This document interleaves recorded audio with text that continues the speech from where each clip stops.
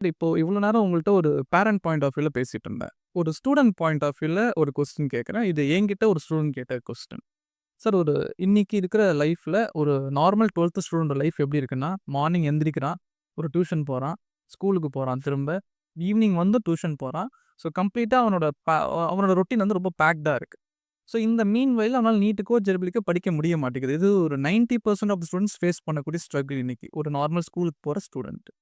இப்போ நீங்க சொல்ற மாரி, இந்த ஸ்டூடண்ட் அப்படின்னு ஒரு NIOS பிளாட்ஃபார்ம்ல போட்டு, அந்த டைம சேவ் பண்ணி குடுத்தா, அவனால நீட் அண்ட் ஜேடபிள்யூ எக்ஸாம கிராக் பண்ண முடியுமா? சீரியஸ்லி இது ஒரு வேலிட் கொஸ்டின். ஓகே. ஏன்னா இப்போ ப்ராப்ளம் என்னன்னு பார்த்தீங்கன்னா, நீங்க என்னதான் ஃபவுண்டேஷன் பெஸ்ட்டா இருந்தாலும், என்னதான் நீங்க நாலேட்ஜபிள் ஸ்டூடெண்ட்டா இருந்தாலும், உங்களுக்கு டைம் அண்ட் ஃபோக்கஸ் கிடைக்கல அப்படின்னா, நீங்க எந்த ஒரு காம்படிட்டிவ் எக்ஸாம்லயோ ஷைன் பண்ண முடியாது. ஈவன் நீங்க போர்ட் எக்ஸாம்ல கூட ஷைன் பண்ண முடியாது.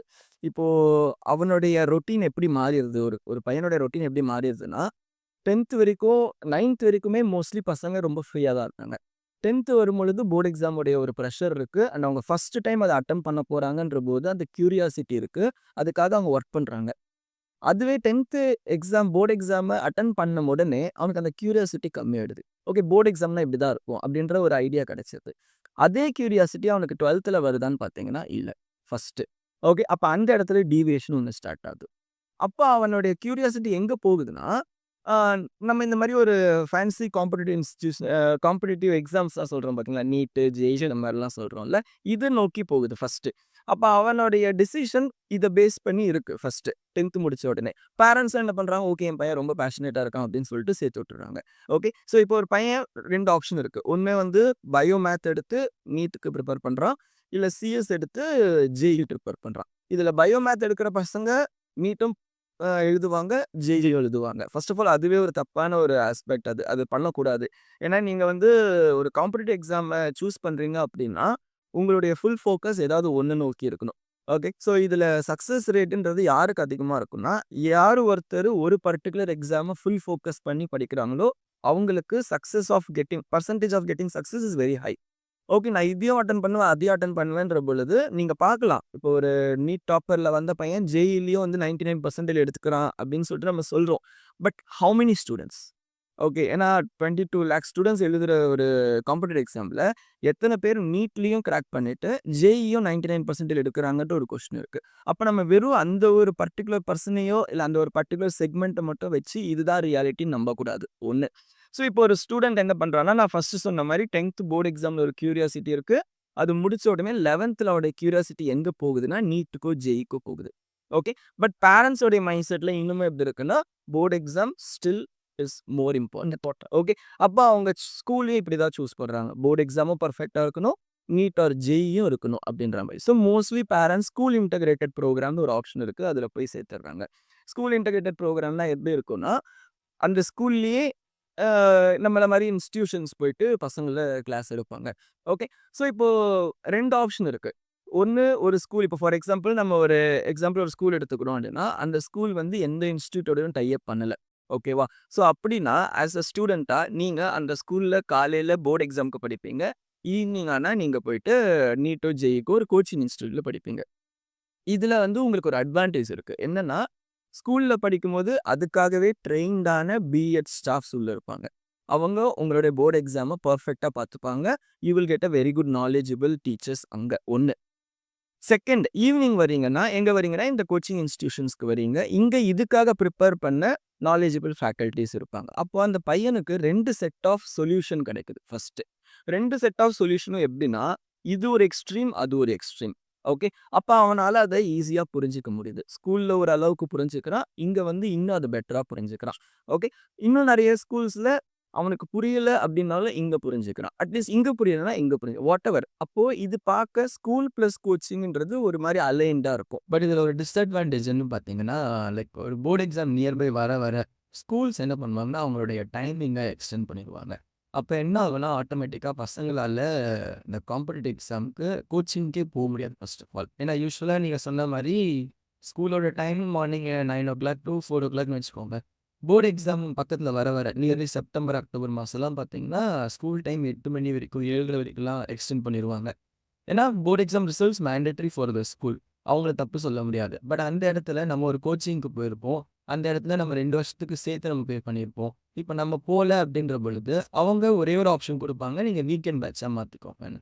பட் அதுவுமே ஒரு டைப் ஆஃப் ஸ்ட்ரெஸ் தான். ஸோ இப்போ ஒரு ஸ்டேஜ்ல என்ன ஆகும்னா, பேரண்ட்ஸ் என்ன சொல்லிருவாங்கன்னா, "நீ ஃபர்ஸ்ட்டு போர்ட் எக்ஸாம் ஒழுங்கா முடி. பார்த்துக்கலாம்." அப்படின்றாங்க. இப்படி தான் நெறைய பசங்க இந்த ஸ்கூல் பிளஸ் கோச்சிங்க ப்ராப்பரா பேரலலா கொண்டு போக முடியாம, ஃபர்ஸ்ட் இருந்த கியூரியாசிட்டி இப்ப அந்த பையனுக்கு இருக்காது. அப்படியே டவுன் ஆயிடும். இதுல இன்னொரு ஆப்ஷன் இருக்கு. ஸ்கூல் இன்டகிரேட்டட் புரோகிராம்னு சொல்லிட்டு. ஓகே. ஸ்கூல் இன்டகிரேட்டட் புரோகிராம் அப்படின்னா என்னன்னா, இன்ஸ்டிடியூஷன்ஸ் ஸ்கூல்லயே போயிட்டு ஸ்கூல் டைம்லயே கிளாஸ் எடுப்பாங்க. இது ஆக்சுவலா பார்த்தீங்கன்னா, போர்டோடைய ரூல்ஸ் படி இது பண்ணக்கூடாது. First of all. Okay. So board norms படி ஸ்கூல் டைம்ல இத பண்ணக்கூடாது. ஸோ அப்ப அதனால என்ன பண்றாங்கன்னா ஸ்கூல்ஸ் மார்னிங் போர்ட் எக்ஸாம் அதாவது ஸ்கூலிங்கோடைய அந்த அகாடமிக்ஸ் போகுது. அண்ட் ஈவினிங் போர்ட் அந்த காம்படிட்டிவ் எக்ஸாம் உடைய கோச்சிங்கும் போகுது. அப்போ ஆட்டோமேட்டிக்கா அங்கேயும் உங்களுக்கு என்ன ஆகுதுன்னா, டைம்ன்றது எக்ஸ்டெண்ட் ஆகுது. பட் ஒரு அட்வான்டேஜ் என்னன்னா, அந்த இன்ஸ்டிடியூட் டிசைட் பண்ணது யாருன்னா, அந்த ஸ்கூல் தான். அப்படின்றபோது school will take care of the institutional academics. Okay. எல்லாத்தையுமே ப்ராப்பரா பண்ணிப்பாங்க. அப்போ ஒரு ஒரு பேரண்டோடைய பெர்ஸ்பெக்டிவ்ல இருந்து இது ஒரு சேஃபான ஒரு என்வாயன்மெண்ட்டா இருக்கு. காலையில கொண்டு போய் ஸ்கூல்ல விடுறேன். காலையில போர்ட் எக்ஸாம் படிக்கிறாங்க. மதியம் வந்து நீட் ஆர் ஜேஇ படிக்கிறாங்க. Everything goes on good. இது பார்க்க பெட்டரா தெரியும். பட் இங்கேயுமே என்ன ஆகுதுன்னா, அந்த இன்ஸ்டிடியூட்டோடைய இன்டைரக்ட் கண்ட்ரோல் யாருக்கு வந்துருதுன்னா, ஸ்கூலுக்கு வந்துருது. Okay. School will start saying like இத்தனை மணி நேரம் தான் நீங்க இந்த கோச்சிங்க பண்ணணும். பிகாஸ் எங்களுக்கு எங்களுடைய போர்ட் எக்ஸாமோடைய கோச்சிங் தேவைப்படுது. அப்படின்ற பொழுது இன்டைரக்ட்லி இந்த இன்ஸ்டிடியூட் உள்ள கண்ட்ரோல்ல வந்துறதுனால, பசங்களுடைய கண்ட்ரோலும் ஸ்கூலுக்கே போயிடுது. செகண்ட். இப்ப இந்த இடத்துல என்ன ஆகுதுன்னா, ஆரம்பத்துல கோச்சிங்க்கு இம்பார்ட்டன்ஸ் குடுக்குற அதே ஸ்கூல் ஒரு ஸ்டேஜ்க்கு அப்புறம் அவங்களும் போர்ட் எக்ஸாம்க்கு ஃபோக்கஸ் பண்ணிருக்காங்க. இது தப்புன்னு சொல்ல முடியாது. பிகாஸ் அது அவங்களுடைய நார்ம்ஸ். பட் இதுல எண்ட் ஆஃப் த டே 2த்துலயுமே அஃபெக்ட் ஆவுறது யாருன்னு பார்த்தீங்கன்னா, ஸ்டூடண்ட்ஸ் தான். ஓகே. ஸோ அவன் ஒரு கியூரியாசிட்டியோட, ஒரு பேஷனேட்டோட அவன் வந்து உள்ள வரான்.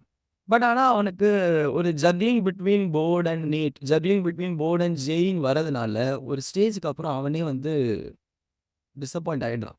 ஓகே. ஸோ அவனுடைய கான்ஃபிடன்ஸ் எல்லாமே பிரேக் ஆயிடுது. இதுல அவனோட கான்ஃபிடன்ஸ் பிரேக் ஆவுறது இல்லாம, பேரண்ட்ஸோடைய கான்ஃபிடன்ஸ் பயங்கரமா பிரேக் ஆகுது. ஏன்னா பேரண்ட்ஸ் வந்து இப்ப இருக்கிற ஜெனரேஷன்ல அவங்களுடைய கலீக்ஸோட நெறைய பேசுறாங்க. இன்ஃப்ளூயன்ஸ் ஆகுறாங்க. என் பொண்ணு இங்க படிச்சா, அங்க படிச்சா எல்லாமே நடக்குது. ஸோ அப்ப அந்த இடத்துல என் பையனோ, பொண்ணோ அது எக்ஸ்பெக்ட் பண்ணி தான் நான் சேர்த்து விட்டேன். பட் அது நடக்கலன்ற பொழுது parents are also getting disappointed. இப்போ இந்த மாரி ஒரு பர்ட்டிகுலர் டைம்ல தான் நான் என்ஐஓஎஸ்ஸ பத்தி நினைக்க வேண்டியது இருக்கு. ஏன்னா என்ஐஓஎஸ் என்ன பண்ணுதுன்னா, அந்த ஒரு ஃப்ளெக்சிபிலிட்டி எனக்கு குடுக்குது. நீ இந்த மாரி போர்ட் எக்ஸாம்க்கும் இதுக்கும் ஜக்லிங் ஆக வேண்டாம். மூவ் பண்ண வேண்டாம். Don't get stressed too much. இது வந்து 2 டபுள் ஸ்ட்ரெஸ் இது ஆக்சுவலா. எப்படி டபுள் ஸ்ட்ரெஸ்னா நீங்க போர்ட் எக்ஸாம்க்கும் படிப்பீங்க, நீட் அண்ட் ஜேஇக்கும் படிப்பீங்க. இதுல இன்னொரு வொர்ஸ்டான திங் என்னன்னா, நான் சொன்னது schools will take the what is that they will start controlling யூன்னு சொன்னேன் பார்த்தீங்களா? எப்போ அது பண்ணுவாங்கன்னா, செப்டம்பர், அக்டோபருக்கு மேல பண்ணுவாங்க. பட் மெஜாரிட்டி ஆஃப் காம்படிட்டிவ் எக்ஸாம்ஸோட நோட்டிஃபிகேஷனே அதுக்கப்புறம் தான் வரும்.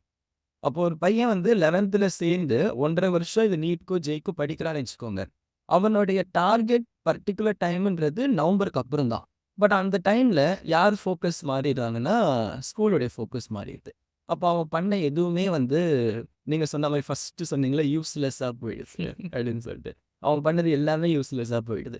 அப்ப அந்த மாரி இடத்துல தான் இந்த என்ஐஓஎஸ் நமக்கு ஒரு பெரிய அட்வான்டேஜா இருக்கு. It gives complete flexibility. நீங்க படிக்க வேண்டிய நேரத்துல படிங்க. என்ன படிக்கணுமோ அத படிங்க. உங்களுக்கு குடுக்க வேண்டிய ஈக்குவல் இம்பார்ட்டன்ஸ நான் குடுக்குறேன். அதுக்கான ஈக்குவல் அப்ரூவல நான் குடுக்குறேன். இதுதான் என்ஐஓஎஸ்.